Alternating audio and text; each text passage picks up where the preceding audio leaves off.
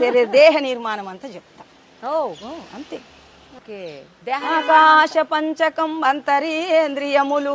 అంతరేంద్రియములు అంటే జ్ఞానము, మనసు, బుద్ధి, చిత్తము, అహంకారం. ఆకాశ పంచకం అంతరేంద్రియములు ప్రాణాదులును వాయు పంచకంబు.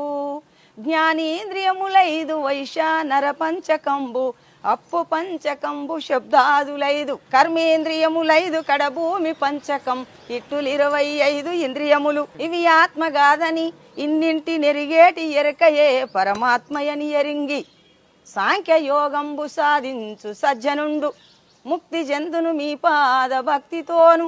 రమ్య గుణధామ భద్రాద్రి రామ పరశురామ నరసింహ దాస సంరక్షిత. అసలు 2 చేతులు ఎత్తి నమస్కారం పెట్టాలమ్మా మీకు.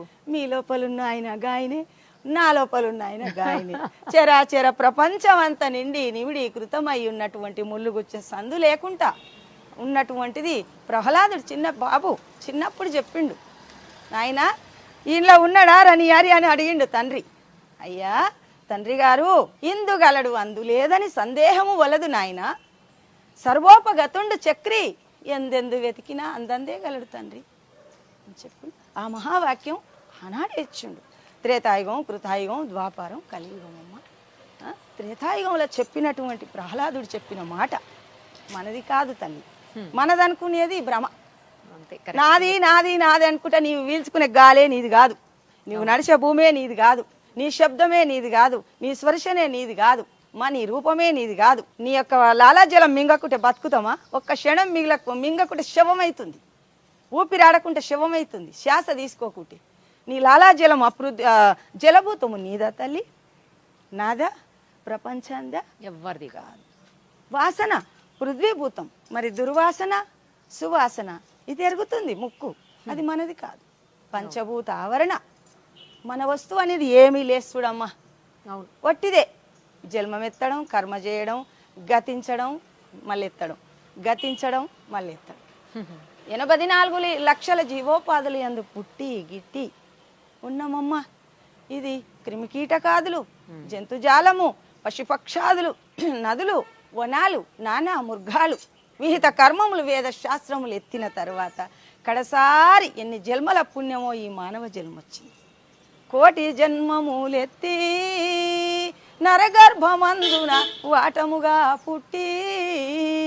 కోటి జన్మములెత్తి నాయనా ఇక చాలు జన్మని తల్లి గర్భంలో ఓ పక్క మలము సంచి, ఓ పక్క మూత్రము సంచి, ఓ పక్క రక్తము, ఓ పక్క మాంసం, నీళ్లు తల్లి గర్భంలో నిండి ఉన్నాయి.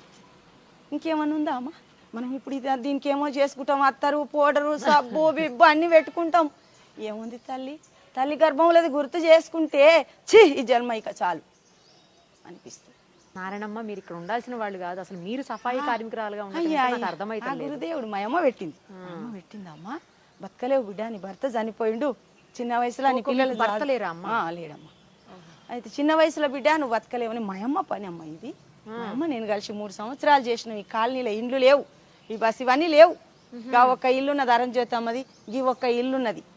అప్పటి నుంచి ఇక్కడనే ఉన్నది. మా అమ్మ చేసింది చాలా రోజులు అయినాక నన్ను పెట్టినాక నేను చేయబట్టి 22 సంవత్సరాలు. అబ్బో, అడవి ఇక్కడ కొండలు ఏం లేవు అప్పుడు.